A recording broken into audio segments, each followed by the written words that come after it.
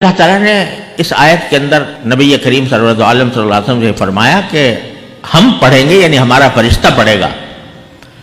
جب فرشتہ پڑھے گا تو فَاتَّبِعْ قُرْآنَ، جس طرح میرے فرشتے نے پڑھا اسی طرح تم بھی پڑھنا۔ یعنی یہ بات نہیں ہے کہ بس حروف تم نے ادا کر لیے کسی نہ کسی طرح، بلکہ ایک ایک حرف کو ادا کرنے کے لیے ہم نے جبرائیل کو حکم دیا تھا، وہ ہمارے حکم کے مطابق پڑھ رہا تھا، اس کے ایک ایک حرف کی ادائیگی جس طرح کر رہا تھا اسی طرح ادائیگی کرنا آپ کی ذمہ داری۔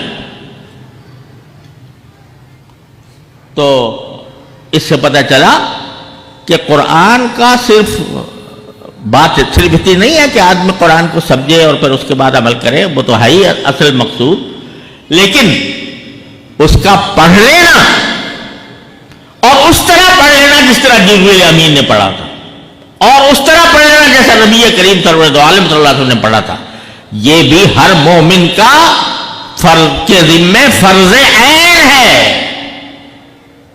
یہ صرف عالم کی ذمہ داری نہیں ہے، ہر مسلمان کی ذمہ داری ہے کہ جب قرآن پڑھے تو اس طرح پڑھے جس طرح جبریل امین نے پڑھا، اس طرح پڑھے جس طرح رسول اللہ صلی اللہ علیہ وسلم نے پڑھا، اس طرح پڑھے جیسے رسول کریم صلی اللہ علیہ وسلم کے اصحاب نے پڑھا، اور تواتر کے ساتھ وہ سند ہمارے پاس موجود ہے۔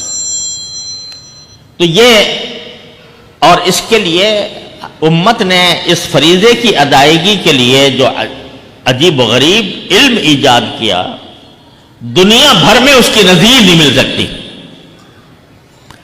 وہ علم کیا ہے؟ تجوید کا علم۔ تجوید کا علم جس میں بتا دیا کون سا حرف کہاں سے نکلے گا، کن صفات کے ساتھ نکلے گا، کون سی صفات لازمی ہیں اور کون سی صفات محسنہ ہے، یعنی اچھا ہے کہ وہ بھی حاصل ہو جائے، نہ ہو چلو تو قرات کا حق ادا ہو جاتا ہے۔ تو وہ علم تجوید جو ہے، یہ میں یہ کہتا ہوں دنیا کی کوئی قوم، کوئی زبان، کوئی ملت، کوئی مذہب اس کی نظیر نہیں پیش کر سکتا۔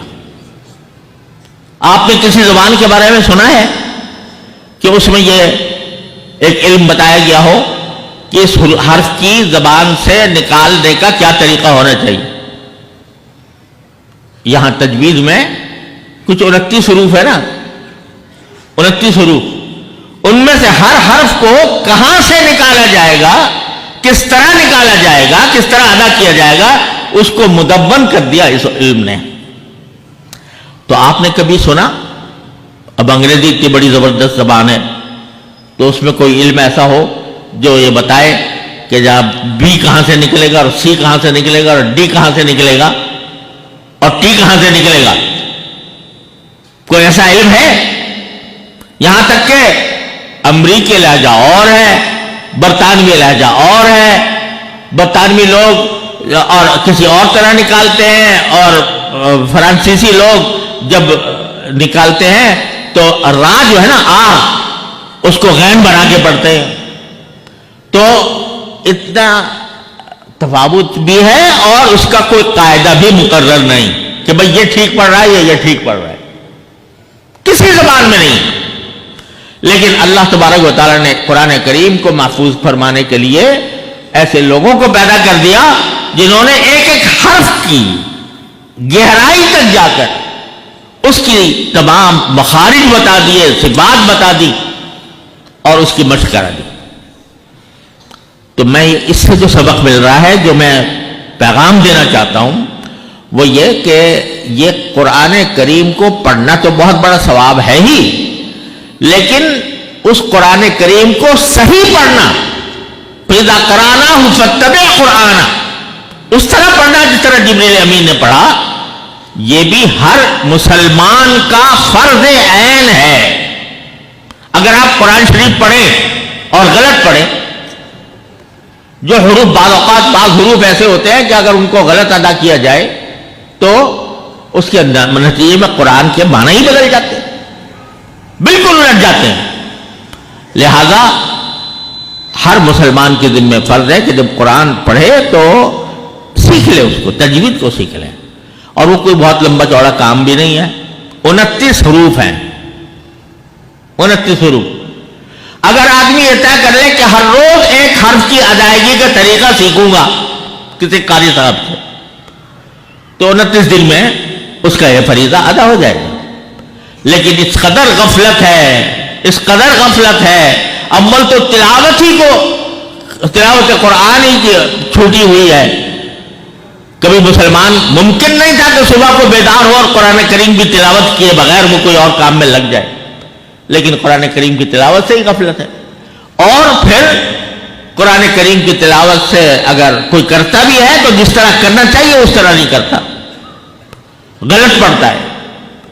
تو اس لیے میری گزارش ہے، یہ سبق، یہ آیت یہ سبق دے رہی ہے کہ ہم میں سے ہر شخص کا فرض ہے کہ وہ اپنے قرآن کریم کی تلاوت کو صحیح کرے. اور یہ جو مدرسے ہیں یہی خدمت انجام دیتے ہیں.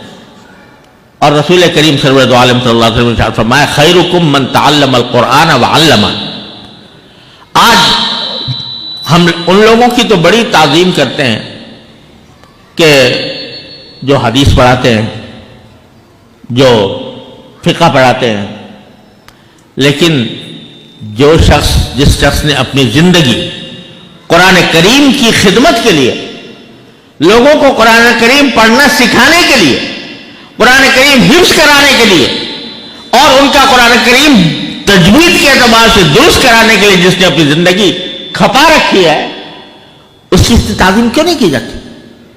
وہ تو اور زیادہ تعظیم کا مستحق ہے، اس لیے کہ وہ اتنا بڑا عظیم فریضہ انجام دے رہا ہے. خیرکم من تعلم القرآن وعلمہ. تو دوسرا سبق اس سے یہ قرآن کریم کی تلاوت، اور تلاوت بھی صحیح طرح. اگر ایک مسلمان صبح کو اٹھ کے قرآن کریم کی، میں کہتا ہوں ایک رکوع ہی پڑھ لیا کرے.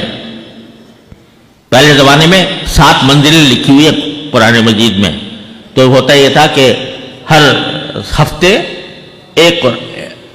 میں ایک قرآن ختم کر لیتے تھے لوگ. اس کے بعد پارے تک آ گئے، بھئی 30 پارے ہیں، چلو روزانہ ایک پارہ پڑھ لو تو ایک مہینے کے اندر ایک پارہ پورا ہو گیا. اس کے بعد عقل ترین بات یہ تھی کہ ایک پارہ پڑھا جاتا. لیکن میں آج نیچے اتر کر کہتا ہوں کہ بھئی پارہ پڑھ لو، آدھا پارہ پڑھ لو، ایک رکوع پڑھ لو، لیکن یہ طے کر لو کہ جب تک قرآن کریم کی کچھ تلاوت نہیں کر لوں گا اس وقت تک دنیا کے کسی کام میں نہیں لگوں گا.